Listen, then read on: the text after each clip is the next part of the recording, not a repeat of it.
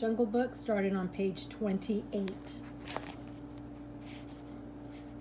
Mowgli blew into the pot like he had seen the woman do. "This thing will die if I do not feed it," he said. He gave it twigs and dried bark to eat. The red coals sparked and flared. Halfway up the hill, Mowgli met Bagheera. Morning dew shone like moonstones on the panther's coat. "Akela missed," Bagheera said. "The pack would have killed him last night, but you were not there. They were looking for you on the hill. They will expect you at Council Rock tonight." "I was down by the village, but I am ready." Mowgli held up the fire pot. "Good. I have seen men put a dry branch into the pot and make the red flower bloom on it." "Aren't you afraid?" Bagheera said. "Why should I be afraid?" Mowgli asked. "I remember. Before I was a wolf, I used to lie beside the red flower. It was warm and pleasant." All that day, Mowgli sat in the cave, tending his fire pot, dipping dry branches into it to see how they looked. He found a large, sturdy branch he liked, and when evening came and Tabaqui appeared to tell him the council was meeting, Mowgli laughed until the jackal ran away. At the council, Akela lay down to his rock. It was a sign that the leadership of the pack was open. Shere Khan paced to and fro, followed by his scrap-fed wolves. Bagheera lay close to Mowgli, who kept the fire pot between his knees. When all was present, Shere Khan began to speak. "He has no right," Bagheera whispered. "Say something." Mowgli sprang to his feet. "Brothers," he cried, "does Shere Khan lead the pack? What does a tiger have to do with our leadership?" "Since the leadership is open, and since I was asked to speak," Shere Khan began. "By whom?" Mowgli asked. "Are we all tiger-flattering jackals? The leadership of the pack is to be decided by the pack. You are not one of us." The wolves spoke out. Some of them wanted the man-cub silenced. Others said he had kept the law and should be allowed to speak. Finally, the older wolves in the pack said, "Let the dead wolf speak." Dead wolf is what the wolves call the pack leader from the moment he has missed his kill until he has killed himself, which is usually not long. Akela raised his weary head. "Fellow wolves and jackals of Shere Khan, I have led you for many seasons. In all my time, not one of you has been trapped or hurt. Now I have missed my kill. You led me to a strong buck and made my weakness known. It was cleverly done. By the law of the jungle, it is your right to kill me here, and it is my right to fight you one by one. Who will step forward?" There was a long silence. Not one wolf wanted to fight Akela to the death. Then Shere Khan roared, "What do we care about this toothless fool? It is the man-cub who has lived too long. You should have let me eat him long ago. Give him to me now, or I will hunt here forever and not give you one bone. He is a man. He has no place in the jungle." More than half the pack took up the cry, "A man! A man! Send him back to live with other men.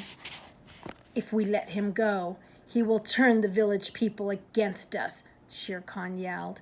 "He is a man, and none of us can look him in the eyes. Give him to me." Akela lifted his head again. "He has eaten our food. He has slept with us. He has not broken a single law of the jungle."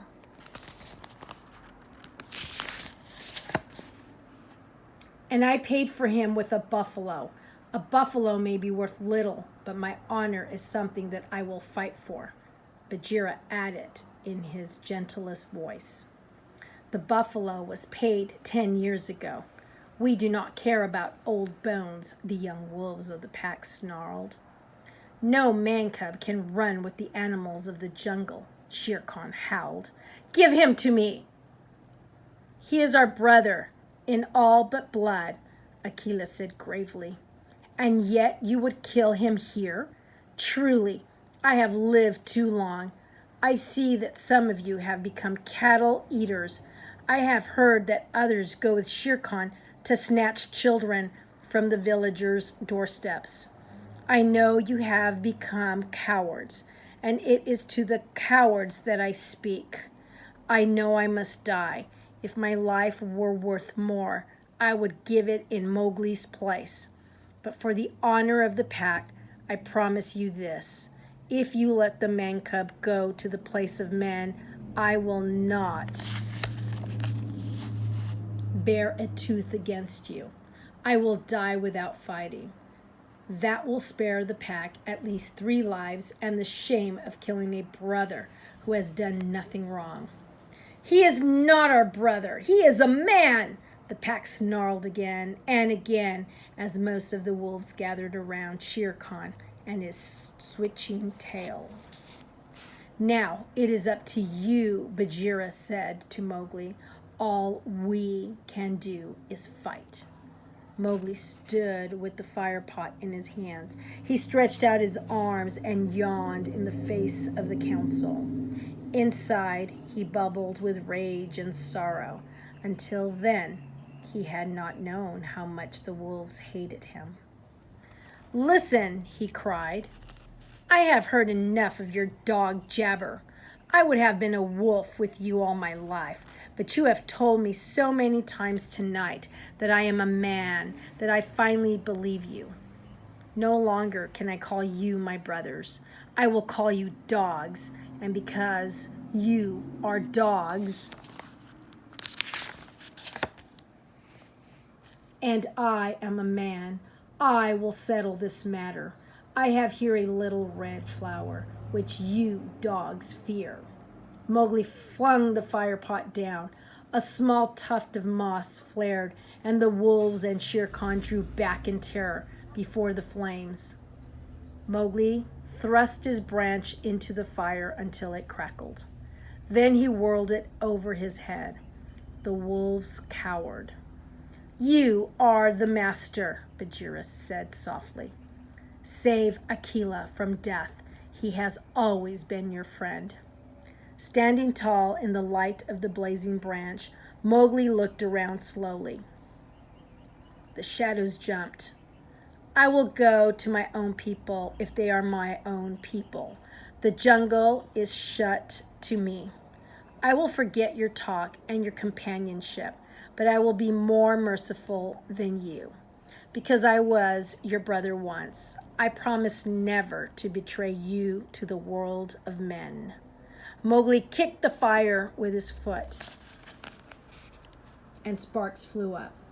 He walked toward Shere Khan, who sat blinking stupidly. What is that word you guys say? Spicily at the flames, and grabbed the tiger by the hair on his chin. Bagheera followed closely in case of accidents. Up, dog, Mowgli cried, or I will set your coat on fire. Though he stood, Shere Khan's ears lay flat and his eyes were shut tight. This cattle killer said he would kill me tonight because he had not killed me when I was a cub, Mowgli announced. Since he insists that I am a man and not a wolf, I will treat him as a man would treat him. Mowgli beat Shere Khan over the head with the flaming branch. The tiger whimpered and whined in pain and fear. Ha! Go now, singed jungle cat. Singed jungle cat. But remember, when I come back to the council rock, it will be with your hide on my head. And as far as the rest of you, you will not kill Akela because I do not wish it. He will go free and live as he pleases. And if you sit here with your tongues out any longer, I will drive you off like dogs. Go!" The fire was burning brightly on Mowgli's stick, and he struck right and left around the circle. The wolves ran, howling as sparks burned their fur. Soon only Akela, Bagheera, and the 10 wolves who had taken Mowgli's side were left.